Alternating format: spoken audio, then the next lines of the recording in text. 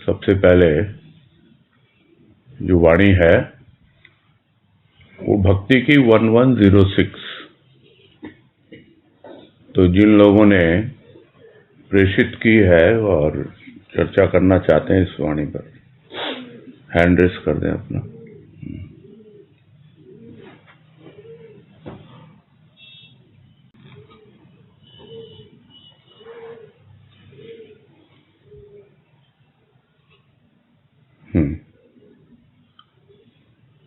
हाँ, मधु मुंदराज बोलिए।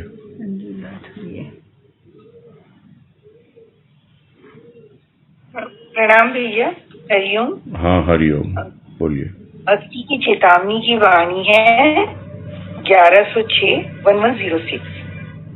वाणी है आवाज डिस्टर्ब हो रही है आपकी। आपकी आवाज ठीक से नहीं आ रही है। हेलो, अभी आ रही है भैया? हाँ, अभी आ रही है। मधुर वीणा सुना कि तेरे बिना मैं रह ना सकूं, और वह घोर शब्द कर कि संसार के अन्य शब्द सुनाई ही न दे। मध्य तो वध कर रही है मन का। तो वाणी ऐसे पढ़ के मन के अंदर ऐसे भाव आ रहा था कि भक्त जो है भक्ति में लगा तो उसको अब उसको अच्छा लगने लगा। ये सब भाव जो सुन रहा है, कर रहा है, जीवन के अंदर कुछ नवीनता भी आ रही है। और उसकी बातें, जो गुरुदेव की बातें हैं, उसकी वाणियां हैं, बहुत अच्छी लग रही है। तो उसको ऐसे लग रहा है जैसे कि भी कोई सुंदर संगीत सुनते हैं तो बार बार हमारे का ध्यान उधर जाता है और मन यही करता है कि भी हम वो गाते सुनते रहें। तो इसलिए वो कह रहे अपने इससे प्रार्थना कर रहा है कि मेरे को ऐसी मधुर वीणा सुना कि उसके बिना मैं रह न सकूं। मतलब हर समय मेरे को वही चीज, उससे मैं जुड़ा रह सकूं। और कह रहे हैं कि वह घोर शब्द कर की दुनिया के, संसार के अन्य शब्द सुनाई ही न दे। कि जैसे मतलब ऐसा भी मन के अंदर आया कि युद्ध में कैसे होता है कि जो बिगुल बजता है तो कुछ और आवाजें आनी सब बंद हो जाती। तो इसी तरह से हमारे मन के अंदर जो संसार की, दुनिया की बातें गूंजती रहती थी। तो अब वो प्रार्थना कर रहे हैं अपने मतलब इससे कि मेरे को ऐसी तेरी मतलब वाणी सुना दे, मेरे जीवन में ऐसी झंकार आ जाए कि फिर मेरे को वो जो वाणियां, पहले जो स्थूल की वाणियां, जो दुनियावी मतलब जो विचार मेरे मन में गूंजते, हर समय घूमते रहते थे, उनकी तरफ मेरा ध्यान जाना बंद हो जाए। और आगे ये जो आया था ना, मध्य तो वध कर रहे हैं मन का। तो ये मध्य क्या चीज के लिए गुरुदेव ने बोला वो जरा समझ में नहीं आया। कुछ चर्चा भी की थी उसके बारे में। तो इस तरह का भी था कि भी मध्य या तो ये है कि जो मध्य में हमारे और मतलब भक्त के और भगवान के बीच में तो दुनिया है, या तो गुरुदेव कहना चाह रहे हैं या क्या। तो ये बिल्कुल अच्छे से समझ में नहीं आया। चर्चा की तो ऐसा ही था कि भाई कभी हम इधर जाते हैं, कभी उधर जाते हैं। तो चर्चा तो की थी, अंजू लाट के साथ में भी हुई थी, पूनम के साथ में भी हुई थी, और भी कई लोग थे। तो उन्होंने तो हैंड रेस किया नहीं, अंजू लाट ने तो। खैर, तो और कौन बोलेगा? आप लोग बोलते ही रहते हो, आप डिसाइड करो कौन बोलेगा। तनुश्री बोलो। हाँ, तनुश्री बोलो। हाँ, तनुश्री के साथ भी हुई थी। प्रणाम भैया। हाँ, नमस्कार। तो ये भाव लिया था वाणी का कि जब कोई बहुत घोर शब्द होता है तो दूसरे जो बैकग्राउंड नॉइज है वो सप्रेस हो जाती है, वो दूसरी हमको सुनाई नहीं देती। तो भक्त प्रभु से ये विनती कर रहा है कि वो ऐसा अपनी वाणी का घोर शब्द करे कि उसके सिवा उसको दुनिया की कोई और बातें सुनाई ना दे। तो प्रभु अंतर में बसा हुआ है और वो घोर शब्द करे कि उसको दुनिया का शोर नहीं सुनाई दे। तो मध्य तो वध कर रहे हैं मन का, उससे थोड़ा भाव लिया था कि वीणा जनरली नीचे के स्वरों में बजती है और घोर शब्द ऊंचे ऊंचे स्वर में होता है। तो जो बीच के स्वर है, तो वो मतलब दुनियावी शोर है, मतलब तुमुल ध्वनि जैसा है। तो वो मतलब अविचारों की चक्की है जो मन को खुद को ही पीस रही है। ऐसा भाग लिया था कि मधुर वीणा के नीचे स्वर है और घोर शब्द का ऊंचा स्वर है जो प्रभु का है। ये भाग लिया था।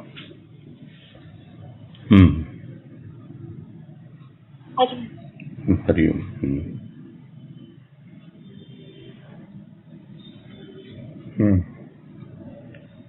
असल में अभी भक्त जो है भक्ति कर रहा है और वो बीच की अवस्था में अपना जीवन जी रहा है। उसे मधुर वीणा भी सुन रही है प्रभु की, किंतु वो मधुर वीणा उसे इस प्रकार से आकर्षित नहीं कर पा रही कि वो उसके बिना रह न पाए। उसी तरह उसे घोर शब्द भी सुनाई पड़ रहा है प्रभु की ओर से, क्योंकि बहुत बार जब वो भटक जाता है तो एक प्रकार से घोर शब्द करके, जैसे बच्चे को डांटते हैं पेरेंट्स, घोर शब्द करते हैं और बच्चा चौंक भी जाता है, थोड़ा सा डर भी जाता है और फिर से जो काम उसे कहा जाता है उसमें लग जाता है। वो बीच की स्थिति में जब रहता है, यानी मध्य की जो बात आ रही है, उसमें उसे समझ में आ रहा है कि अभी भी मेरे भीतर उस मधुर वीणा के प्रति इतना आकर्षण नहीं हुआ और अभी भी वो जो घोर शब्द सुना रहा है वो काफी दूर से आ रहा है, वो उसे घोर नहीं लग रहा, यानी बहुत तेज नहीं लग रहा, या उसकी वजह से उसे ऐसा नहीं लग रहा कि वो भयभीत हो जाए। जैसे बोल देते हैं बच्चे को, ये तू करेगा तो ठीक, नहीं तो फिर देख लेना तू। इस तरह की बात उसे समझ में नहीं आ रही है। वो तो सब तरह से समझाता है, किंतु जब समझ में आने लगता है कि नहीं, कमी तो मुझ में ही है, और उसके बावजूद भी उसे लगता है कि कमी मुझ में है और मैं चाहता तो हूं कि उसकी मधुर वीणा के बिना मैं रह न सकूं, तो क्या वो मधुर वीणा सुनाने को तैयार नहीं है? सुनाता है और उसका रसपान भी करता है भक्त। रसपान करते करते जब फिर से उसका ध्यान बट जाता है, फिर से वो बीच की स्थिति में आ जाता है, तो वहां फिर डावाडोल हो जाता है। फिर उसे दुनिया के शब्द, भौतिक बातें और जो कुछ भी उसके भीतर विचारों का कोलाहल है, वो सब उसे व्यथित करते रहते हैं, उसे डिस्टर्ब करते रहते हैं। इसलिए कहता है कि भाई ठीक, अब समझ में आ गया, मैं तेरे नजदीक पहुंच गया, मैं तेरे बिना रह नहीं सकता। पहले दूर से सुन रही थी मधुर वीणा, और इसीलिए मैं बीच की अवस्था में कभी सुनता था, कभी नहीं सुनता था। अब उसके प्रति आकर्षण आया है और मैं उसके बिना रह नहीं पा रहा हूं, किंतु फिर भी मैं फिसल जाता हूं, क्योंकि आखिर कितना मीठा खाएगा कोई। तो उसे नमकीन भी चाहिए, इसलिए कहता है कि घोर शब्द सुना, नहीं तो फिर फिसल के आ जाता है। दुनिया की आवाजें आ रही हैं, तेरी मधुर वीणा का स्वर जो है वो अब ठीक से नहीं सुन रहा, तू जो प्रेम और भाव की बातें सुना रहा है वो मेरे ठीक से पल्ले नहीं पड़ रही है। ये दुनिया के विचार, ये इधर उधर की बातें बार बार आके मुझे डिस्टर्ब कर रही हैं। थोड़ा ऐसा शोर मचाना कि ये हट जाए, ये भाग जाए, बस तेरी ही आवाज रह जाए। एक है मधुर वीणा के सुर और एक है उसकी आवाज जो घनघोर है, जो बहुत तीखी है, तेज है। तो सब तरह का स्वाद जब आता है भक्त को सूक्ष्म में, तब उसको समझ में आ जाता है कि नहीं, अब फिर से लौटकर उस बीच की अवस्था में नहीं पहुंचना, जिसे हम कहते हैं कि भाई हमारा क्या जीवन हमें तो दुनियादारी भी परेशान करती है और भक्ति भी परेशान करती है। लोग कहेंगे भक्ति परेशान करती है, ये क्या बात हो गई? करती है, क्योंकि अभी चाहता तो है कि इतनी भक्ति हो जाए, इतनी हो जाए कि ये दुनिया जो है बिल्कुल मेरे से भूल में पड़ जाए, विसार दूं मैं इस दुनिया को, क्योंकि समझ में आ गया निस्सार है। किंतु ऐसा भी नहीं हो रहा, फिर लौट के आ जाता है बीच की अवस्था में। तो न तो भक्ति को संभाल पा रहा है और न जगती को संभाल पा रहा है। बीच की अवस्था में त्रिशंकु की तरह, जिसे कहते हैं, लटका हुआ है।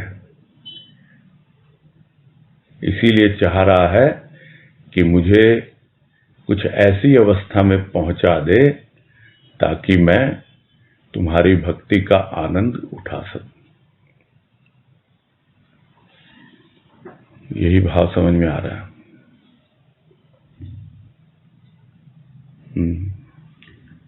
कुछ है इस संदर्भ में जिज्ञासा?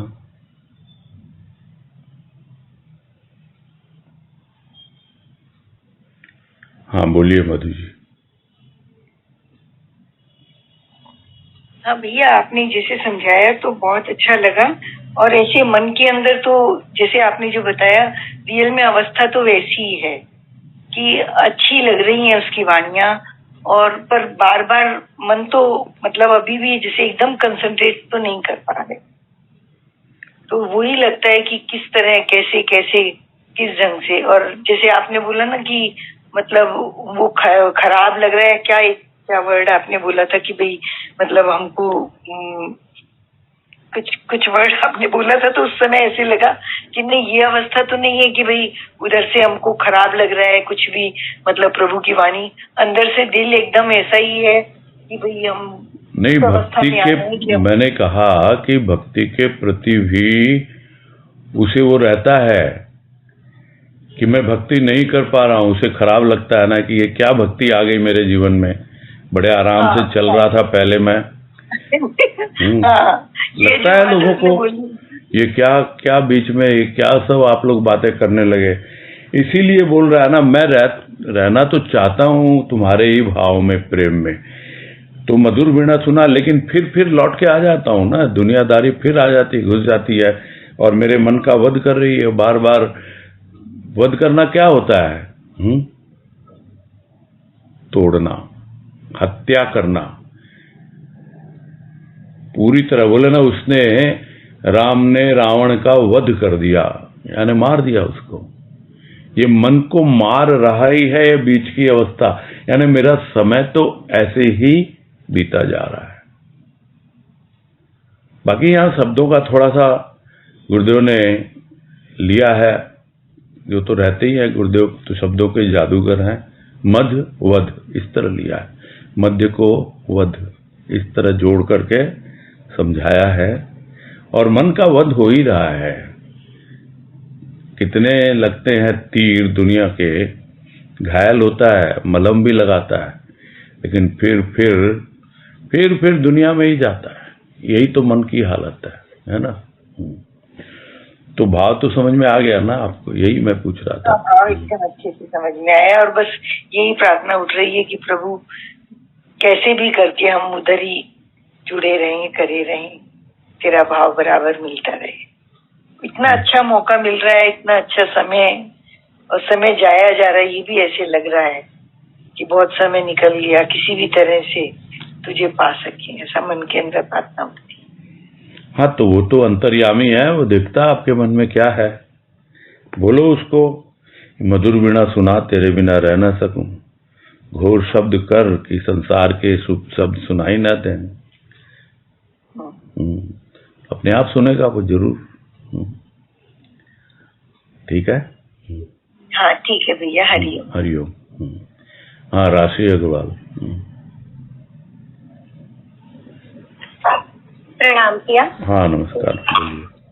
इससे एक बात मन में आ रही थी कि मधुर वीणा तो संतुलित प्रकृति हो गई कि जहाँ पर ना घोर है और ना मौन है, लेकिन उसको वो तो सुनना है, ठीक है, संतुलन में आना, जगती भक्ति दोनों उसके संभल जाए। लेकिन जब नहीं संभल रहा कि ये मेरे से नहीं हो रहा, तब क्या वो एक्सट्रीमिस्ट होने चाहते हैं कि चलो एक तो संभाल लूं मैं, कम से कम एक छूटेगा तो कम से कम एक तो मेरे पास आ जाएगा। कुछ ऐसे मन में आ रहा था। घोर शब्द तो एक्सट्रीम हो गया ना, कि एकदम बहुत तेज घनघोर शब्द, ऐसा कि असंतुलन से वो ऐसा चाहता है कि मेरा संतुलन आ जाए। डांट पड़ने से तो बच्चा समझता है, लेकिन जीवन में क्या मतलब वो चाहता है कि घोर शब्द मेरे को एक्सट्रीम, वैसे उससे मैं संतुलन में आऊंगा। दुनिया अभी भी डिस्ट्रैक्ट कर रही है उसको। दुनिया के शब्द अभी भी उसके कानों में पहुंच रहे हैं, क्योंकि वो मध्य की स्थिति में है। मध्य उसके मन का वध कर रहा है, इसलिए वो शब्द न सुने, दुनिया के शब्द उसके कानों में पड़े ही ना, और अगर पड़े भी तो भीतर न जाए। भीतर मधुर वीणा बज रही है, उसके बिना रह नहीं पा रहा है, और बाहर से जो संसार के इधर उधर की बातें आ रही है वो अंदर प्रवेश न कर पाए, इसलिए ऐसा शब्द सुना दे कि बस वो एक तरह से क्या कहे, ढाल का काम करे, शील्ड का काम करे, बाकी दुनिया की बातें अंदर जा ही ना पाए। ये है इसका भाव, जैसा मुझे समझ में आ रहा है। जी ठीक है, ठीक ठीक है। हाँ, हरिओम हरिओम।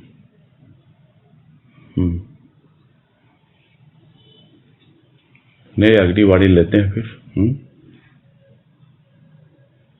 भाव की 185, वैसे सीरियल वाइज थी 685, लेकिन यही कहा गया है कि उसके बाद में देखेंगे, समय होगा तो लेंगे।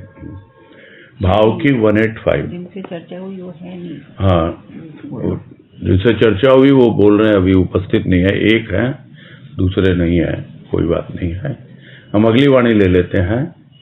भाव की है 185।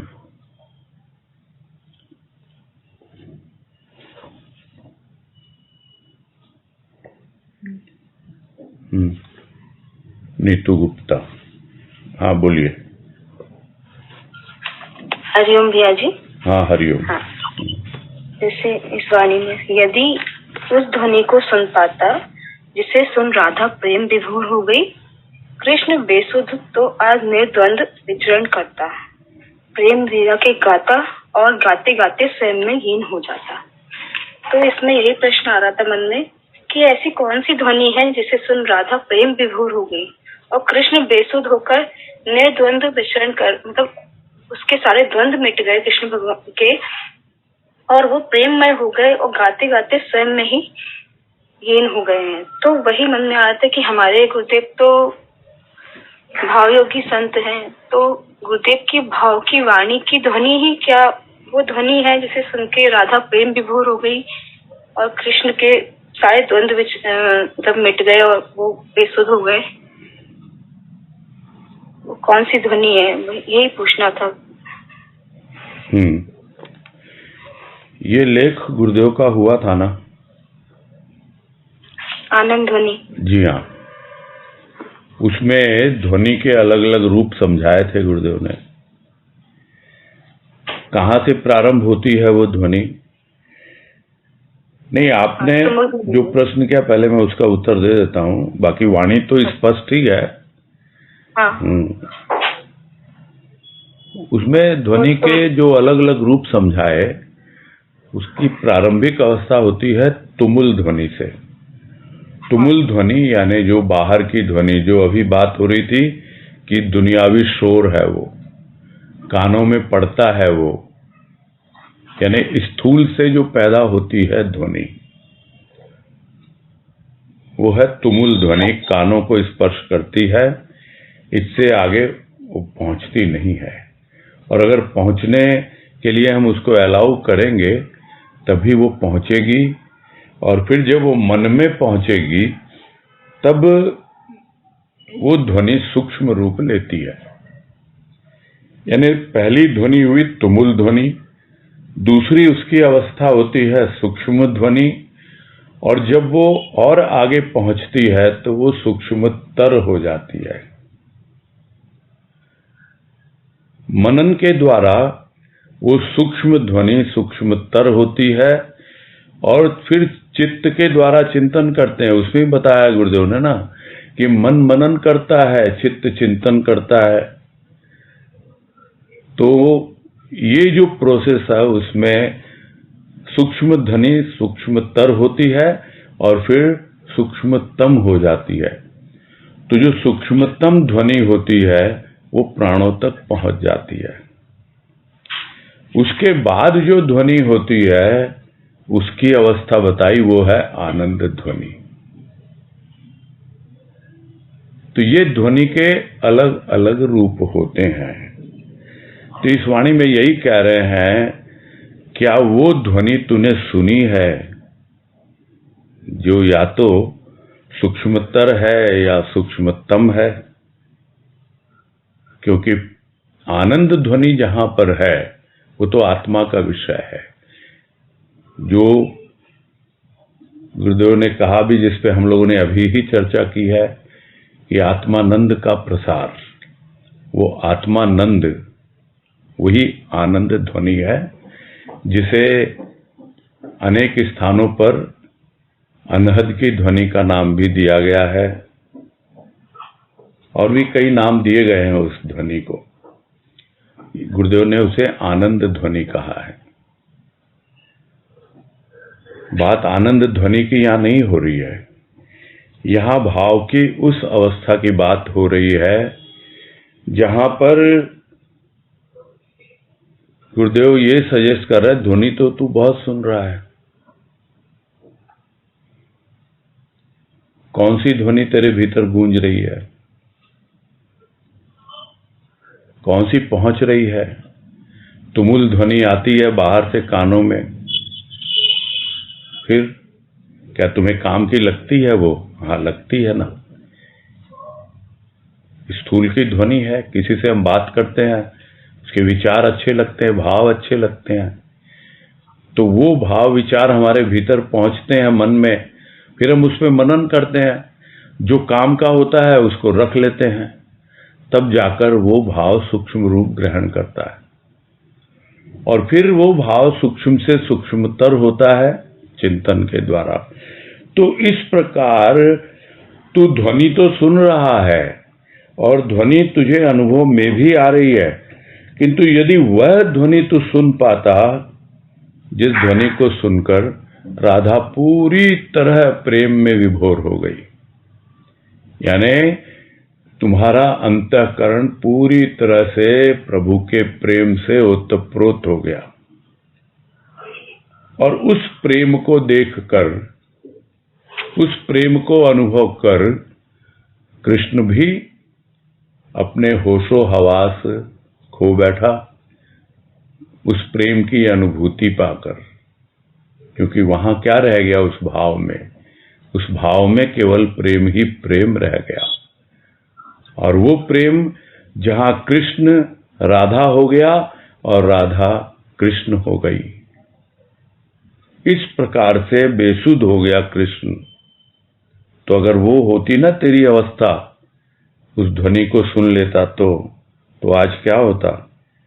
निर्द्वंद विचरण करता, कोई द्वंद होता ही नहीं तेरे भीतर, विचारों का द्वंद, क्योंकि तू विचारों से आगे बढ़ चुका है। द्वंद कहां आता है? विचारों में ही आता है। भाव में भी जब अभाव आ जाता है तब द्वंद शुरू हो जाता है, लेकिन जहां उस भाव में केवल प्रेम ही प्रेम होता है तो वहां द्वंद के लिए कोई गुंजाइश नहीं है। तो यही कह रहे हैं यहां पर कि फिर क्या करता तू? प्रेम लीला गाता, और गाते गाते स्वयं में ही लीन हो जाता, कोई और सुने या ना सुने, उस ध्वनि को तू सुन रहा है, उस प्रेम की अनुभूति तू पा रहा है, और अपने आप में मगन हो रहा है, अपने आप में लीन हो रहा है स्वयं में ही।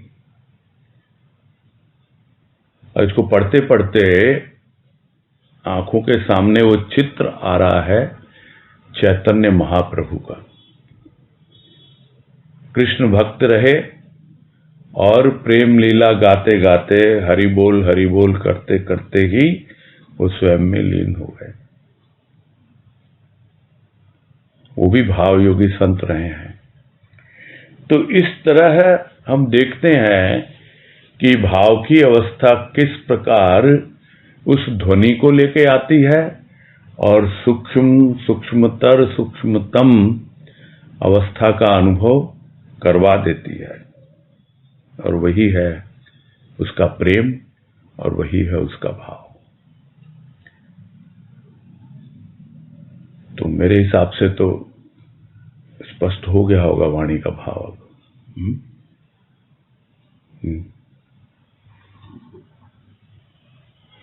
हाँ भैया जी, हरिओम। हरिओम। वाणी का भाव तो पूरी तरह स्पष्ट हो गया है।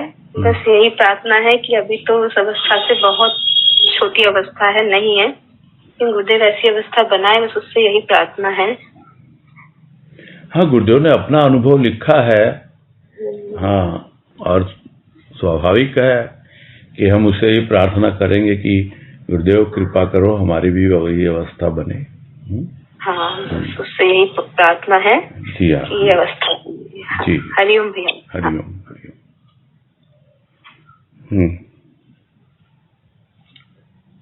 आगे बढ़े। भक्ति की 1149।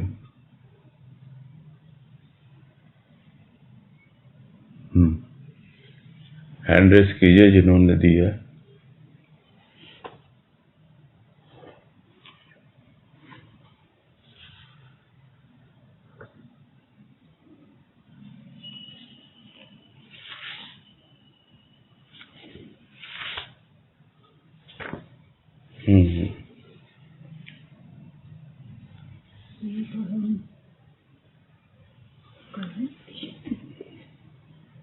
मंजू भाई नहीं है क्या? कल भी नहीं थे ना शायद। चलो कोई बात नहीं है। भैया जी है, हैंड रेज नहीं किया। हाँ, तो हैंड रेज करें, बोलो। जी भैया जी। हाँ बोलिए, मंजू भाई से पूछते हैं पहले।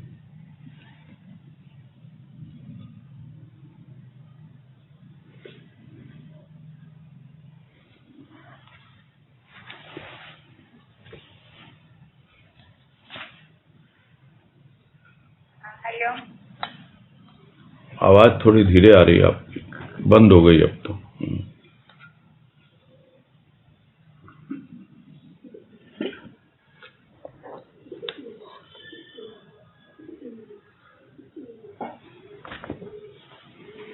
अनम्यूट कीजिए आप अपना।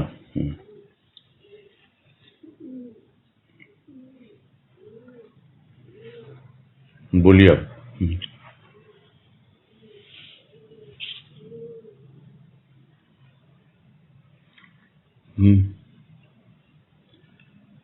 अनम्यूट तो हो गया, फिर अब म्यूट पे आ गया वापस। बोल नहीं रहे हैं, क्या परेशानी है मालूम नहीं। हरिओम। हाँ हरिओम, हरिओम बोलिए।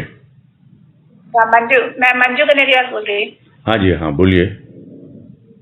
अच्छा, ये भक्ति की वाणी है। भांग नहीं, मांग पूरी कर। मेरी मांग क्यों रचा संसार का स्वांग। तो मेरे को तो ये समझ में आ रही है, जैसे भांग नहीं, भांग मतलब होता है जब भांग खा लेते हैं तो नशा आ जाता है। तो बोले संसार की माया मोह तो ये नशा है, तो मुझे ये संसार की माया नहीं चाहिए। मांग पूरी कर, मतलब मेरी मांग क्या है, मेरी मांग पूरी कर। मेरी मांग है, मतलब मेरी मांग है कि मेरी मांग में आपके नाम का सिंदूर भरे, मेरे को आप अपना ले, मुझे मैं आपकी हो जाऊं। मेरी यही मांग है। मेरे को तो ऐसा लग रहा है, क्यों रचा संसार का स्वांग, ये माया मोह का ये संसार का स्वांग क्यों रचा प्रभु, ये जानना चाहती थी। हरिओम। मेरे मन में भाव आया, आप बताइए। नहीं, अभी सरिता जी का भी सुनते हैं।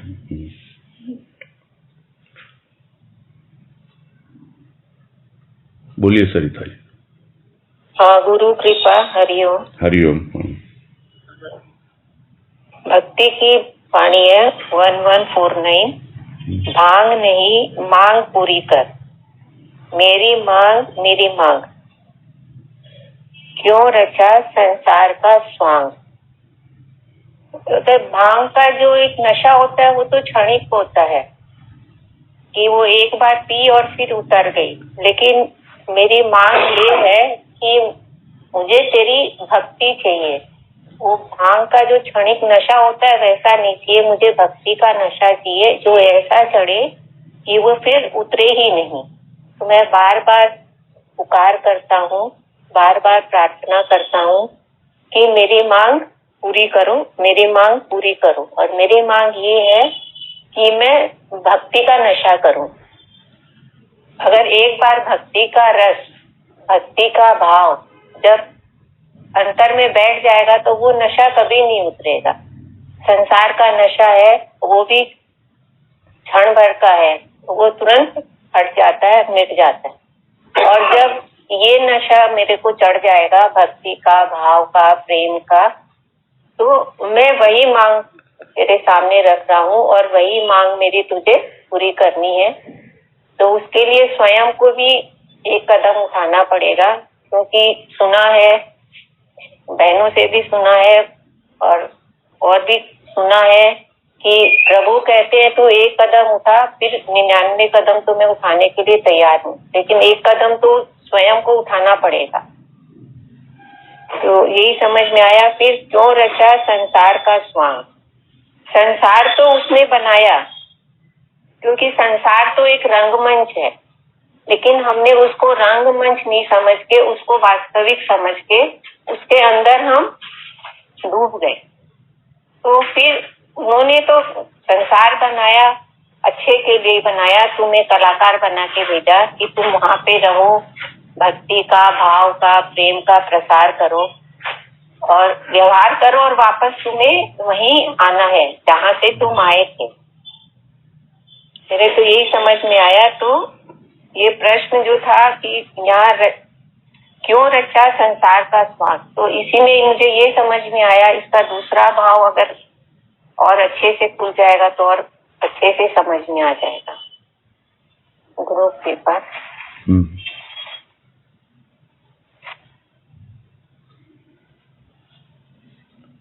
तो इसी को पहले पकड़ते हैं, क्यों रचा संसार का स्वांग।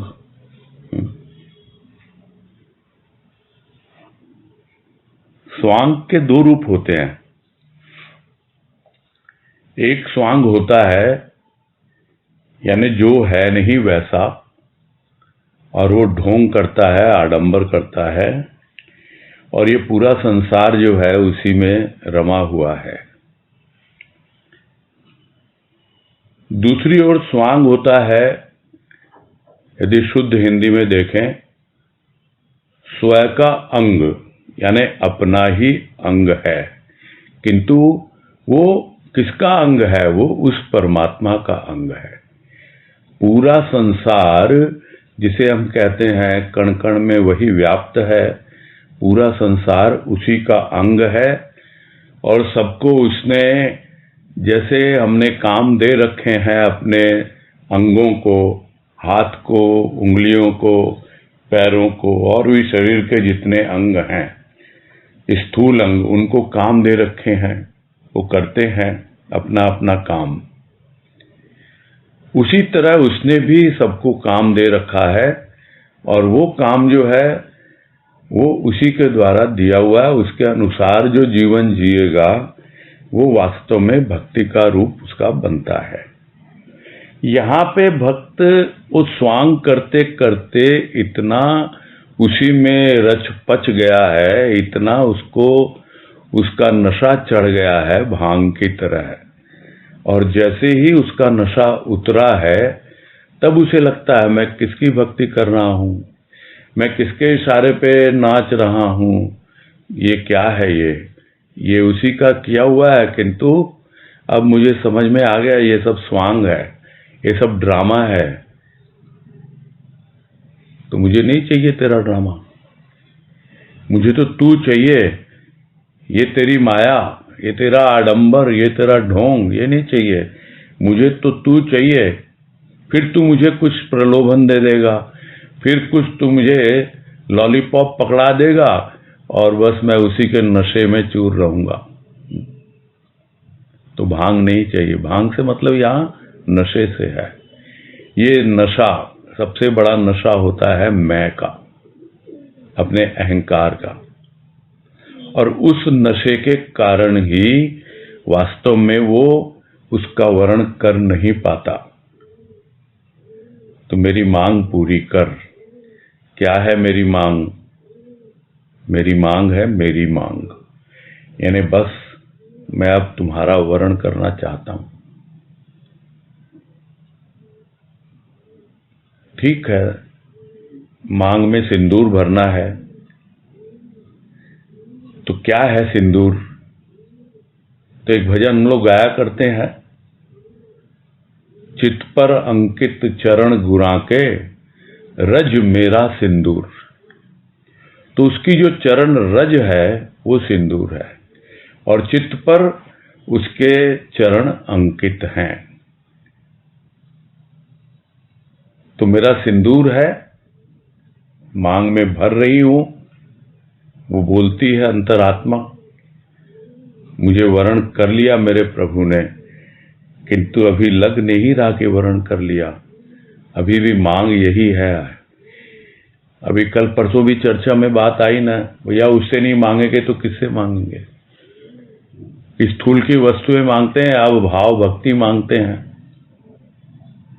तो यही जवाब में आया था ना कि भाई जब आप अपनी मांग भर लोगे उसकी चरण रज से, तो जिस तरह एक पत्नी समर्पित होती है अपने पति को, उसी तरह हमारा समर्पण हो जाए उसके प्रति, तो अपने आप ही सब नशा छूट जाए दुनिया का।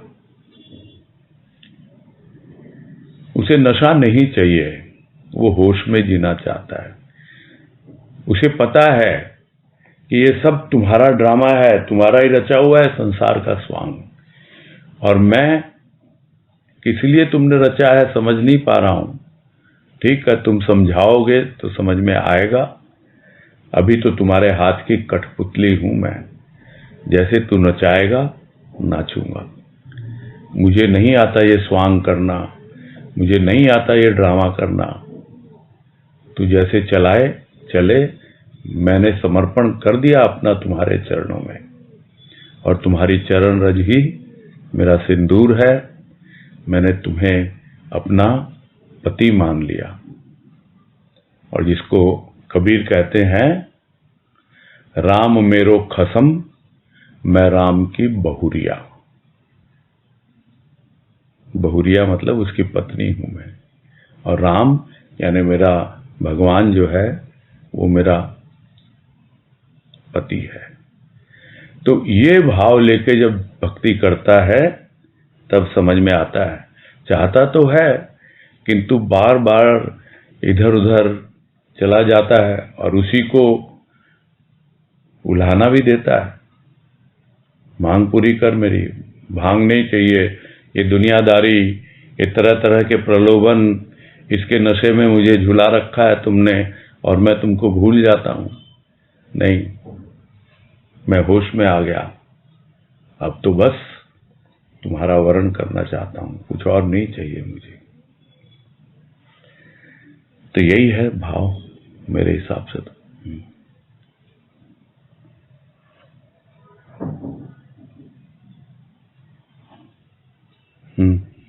कोई जिज्ञासा है इस संदर्भ में?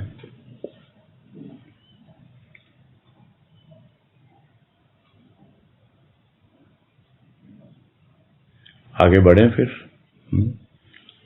तो वो उपस्थित हो गए क्या जो? अच्छा, चंदा भाई क्या बोल रहे हैं? बोलिए चंदा जी। भैया बहुत सुंदर लगी वाणी, बहुत सुंदर से खुल गई। और मतलब ये क्यों रचा संसार का स्वांग, के सही सही सुना आपके मुंह से कि भाई संसार का स्वांग जब संसार जैसे कि भगवान के लिए तो स्वांग है, लेकिन हम लोगों ने उसको यथार्थ मान लिया। तब बार बार जैसे नशा में एक बार नशा आता है तो हम लोग उसमें भक्ति की तरफ आकर्षित होते हैं, फिर वो नशा छूट जाता है, बार संसार में चले जाते हैं। तो हम लोगों का नशा तो ऐसा ही है। लेकिन फिर मन में भाव आ रहा है कि नहीं, मेरी मांग मतलब मुझे मेरी मांग यही है, दिल से मांग यही है कि मैं हर समय आपकी भक्ति में ही रहूं और मुझे संसार का नशा मेरे ऊपर असर सवार न हो। तो आपके मुंह से पूरा विश्लेषण सुन के बहुत अच्छा लगा भैया, धन्यवाद। चलो, कृपा है उसकी।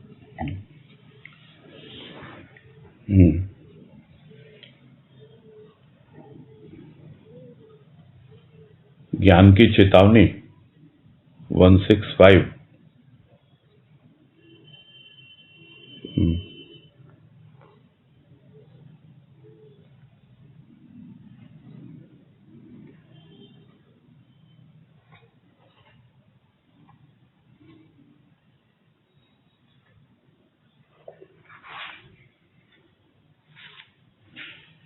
हरिओम भैया, प्रणाम। हाँ, नमस्कार, बोलिए। ये ज्ञान की चेतावनी की वाणी है, 165 नंबर 165 जी।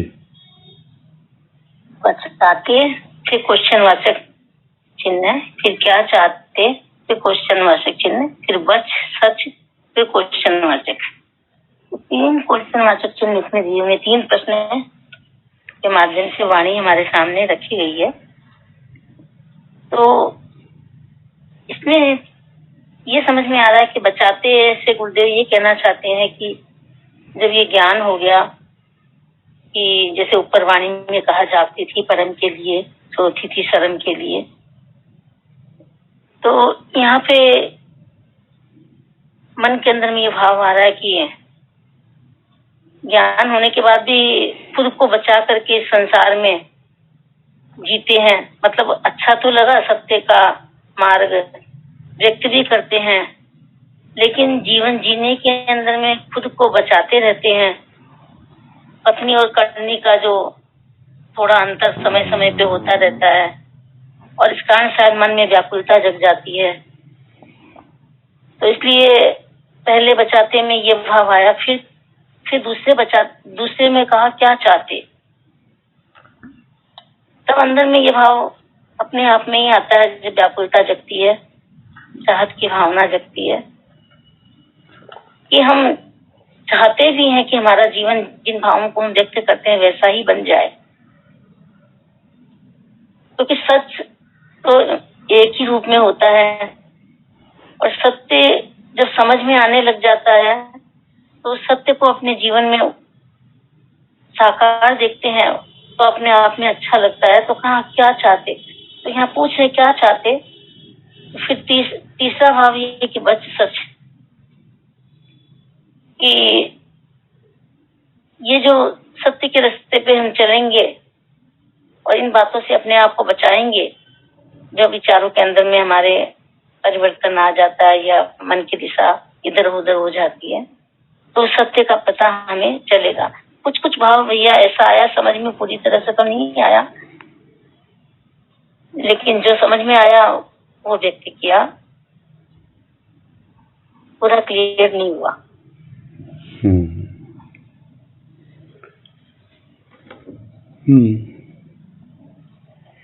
हाँ, वाणी थोड़ी बहुत ही थोड़ी बहुत कहें या बहुत ही अलग ढंग की है और इसका भाव किसी भी दिशा में हम ले सकते हैं, क्योंकि 3 छोटे छोटे वाक्य हैं और तीनों में ही प्रश्न किया गया है। यानी अपने आप से प्रश्न करें। क्या प्रश्न करें कि आप भक्ति की राह पे तो आगे बढ़ गए, खूब भावपूर्ण जीवन भी जी रहे हैं, तो फिर अपने पास बचा के क्या रखना चाहते हो? कौन सी पूंजी इकट्ठी करना चाहते हो? कि लोग कहते हैं कि भाई कुछ न कुछ बचत करो, बाद में काम आएगी कभी न कभी। ये भी लोग कहते हैं कि पुण्य कमाओ, उसकी बचत करो, वही तुम्हारे अगले जन्म में काम आएगा। तो तुमको इतना कुछ दिया है देने वाले ने, और फिर भी तुम बचाते हो, अभी भी उसको खर्च नहीं करते, अभी भी उसको लुटाते नहीं, वितरित नहीं करते लोगों में। तो ये बचाकर तुम चाहते क्या हो आखिर? क्या चाहते तुम? क्या इस तरह इकट्ठा कर करके इस जन्म को तुम यूं ही बेकार निकाल दोगे कि अगले जन्म में काम आएगा? जो भी काम आना है इसी जन्म में आना है। और यह यदि मान के चलो, एक ऐसे विचारधारा के साथ जीवन बिताओ कि बस यही मेरा अंतिम जीवन हो, मुझे फिर से नहीं आना, तो कुछ बचाने की जरूरत ही नहीं है। वो तो रोज कमाएगा और रोज खर्च करेगा, और बिल्कुल निश्चिंत होकर, इसको कहते हैं पैर पसा के सोएगा, या मुहावरा है घोड़े बेचकर सोना। रिलैक्स एकदम। किसके लिए बचाना है? क्यों बचाना है? देने वाले की देन है, देता रहेगा वो दाता। और यदि तुम्हें कुछ उसने निमित्त बनाया है, माध्यम बनाया है, किसके लिए बचा रहे हो? अपने लिए। क्या उस पर विश्वास नहीं कि जब जो आवश्यक होता है सब कुछ वो देता रहता है? तो चाहते क्या हो तुम ये बचा करके? बोले कुछ बच जाएगा तभी तो मेरे काम आएगा ना। तो क्या यही सच है? क्या बच के सच को तुम पालोगे कि तुम्हारी पूंजी है, तुम्हारी कमाई है, और तुम उस छोटी छोटी जो सत्य की अनुभूति तुम्हें हो रही है उसको बचा बचा के तुम उस सत्य के पूर्ण रूप को अनुभव कर पाओगे? अरे भैया, तुम ज्ञान प्राप्त करने चले हो, समर्पण कर चुके हो, तुम्हारी भक्ति उस अवस्था तक पहुंच चुकी है कि अब तुम निश्चिंत होकर आगे बढ़ो। जो होगा सो होगा। अभी भी जो जीवन बाकी है, जो बचा हुआ जीवन है, वो क्या सत्य के प्रति समर्पित है? यदि है तो वही सच है जीवन का, वही यथार्थ है। और अब तक जो कुछ तुमने बचाया है, क्या चाह के बचाया है? चाहे स्थूल की पूंजी, सूक्ष्म की पूंजी, वो तुम जानो। अब जो तेरे पास बचा हुआ है समय, वही असली समय है, और उसी में अपना पूरा जीवन तू लगा दे। ये अंतिम जीवन है तेरे लिए। और इस धारणा के साथ, इस मान्यता के साथ जब तू आगे बढ़ेगा, तभी वास्तव में उस सत्य में समा पाएगा। नहीं तो फिर बच जाएगा कुछ, और फिर तुझे आना पड़ेगा इस संसार में अपना हिसाब बराबर करने के लिए। अगर कुछ बचता नहीं है, खाली हाथ आया, खाली हाथ जाएगा। तो ये तो ऊपर का हाथ है। भीतर भीतर क्या खाली हाथ आया है? भीतर तो है कुछ न कुछ भरा हुआ संस्कारों के रूप में। उसको क्या बचा के करेगा? पूरा खर्च कर दे, खाली हो जा भीतर से एकदम। फिर जो बचेगा वही सत्य है, बाकी सब मिथ्या है।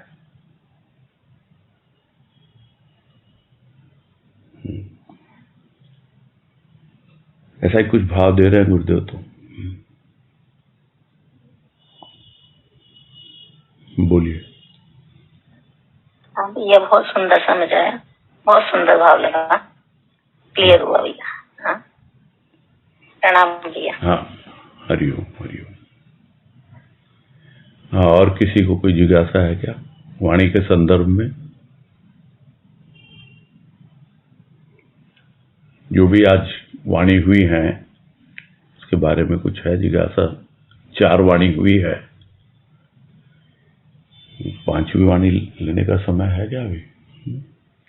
वो उपस्थित भी तो होने चाहिए ना, जिनकी वजह से पीछे डली है। हाँ बोलिए अजय बंसल जी, क्या पूछ रहे हैं? भैया आवाज आ रही है?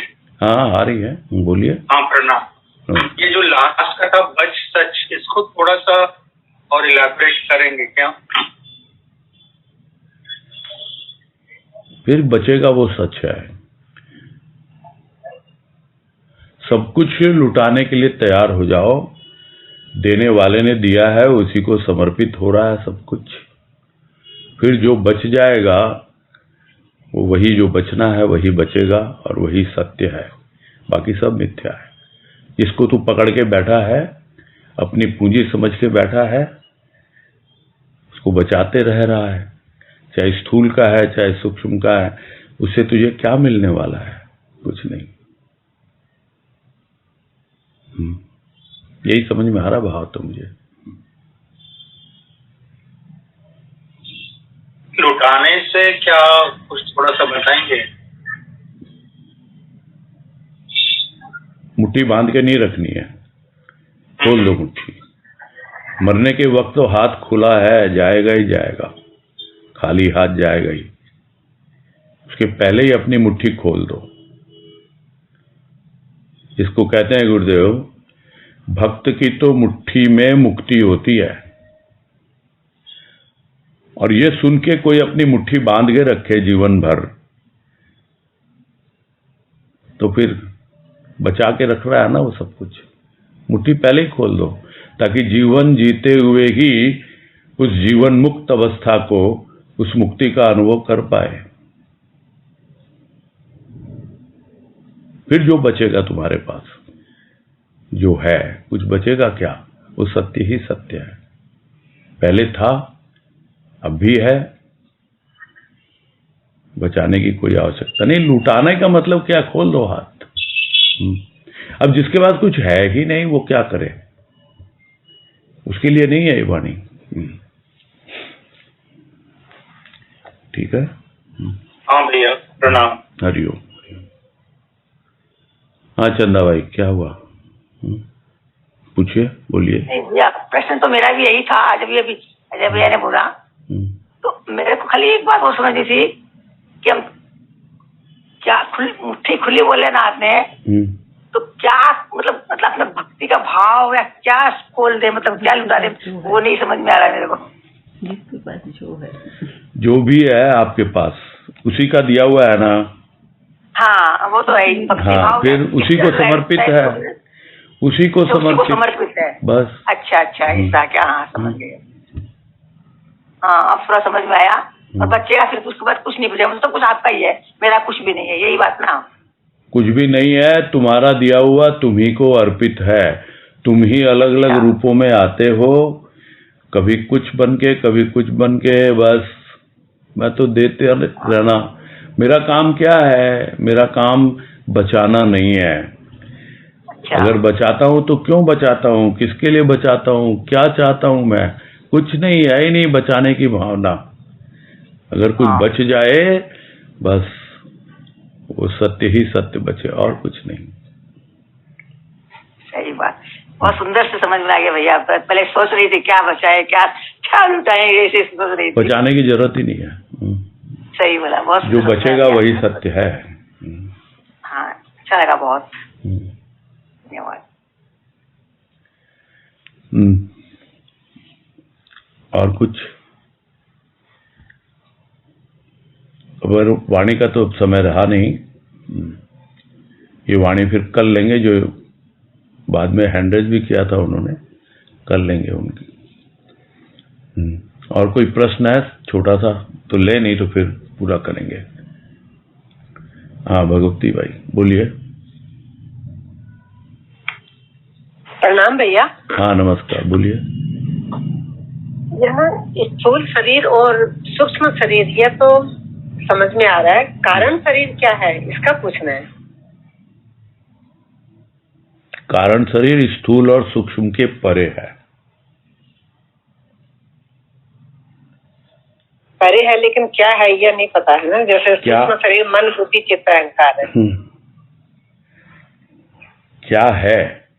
जब कारण मतलब- होता है तो वो सूक्ष्म में या स्थूल में आ जाता है। जिसे हम साधारण भाषा में अगर समझना चाहें कि आज गुरुदेव का स्थूल रूप नहीं है, फिर भी वो स्थूल में लोगों को अनुभव देते हैं। गुरुदेव का सूक्ष्म रूप नहीं है, किंतु सूक्ष्म में भी अनुभव देते हैं। वो महाकारण में विलीन होकर के भी अभी भी कारण शरीर में है। बीबी जी ने तो कहा, भक्तन कारण आए जग में रूप धरे। तो जग में रूप धरे भक्तन कारण आए, अभी भी आते हैं वो भक्तों के कारण। क्योंकि वो कारण शरीर क्या होता है कि वो एक कारण में रहता है, नहीं तो महाकारण में ही विलीन रहता है। अपना महाकारण में है, वहां से कारण में आया। देखते हैं, इसको अक्सर हम कहते हैं कि वो ध्वनि आज भी गूंज रही है। वो जो कृष्ण ने बांसुरी बजाई, तो जो कृष्ण की उस बांसुरी को सुनना चाहते हैं, वो कारण शरीर में वो कृष्ण आकर के वो बांसुरी उनको सुनाते भी हैं, वो अनुभव देते हैं उस प्रेम का, वो भाव का। वो अकारण नहीं आएंगे, अकारण तो कृपा करेंगे बस, और कुछ नहीं। तो एक कारण शरीर जो ऊपर रहता है वो वायुमंडल में मौजूद रहता है। वो हर किसी का नहीं होता है, जो स्थूल और सूक्ष्म से ऊपर उठ चुका है उसका होता है। नहीं तो शरीर या तो सूक्ष्म में आबद्ध है, स्थूल में आबद्ध है। हाँ भैया, समझ में आया बहुत अच्छे से। ठीक है। हाँ भैया, सही है। हरिओम भैया। हाँ, हरिओम। ठीक है, फिर पूरा करते हैं, अब समय हो गया। हरिओम भैया जी। हाँ, हरिओम सभी को। सबको हरिओम। हरिओम, सबको हरिओम।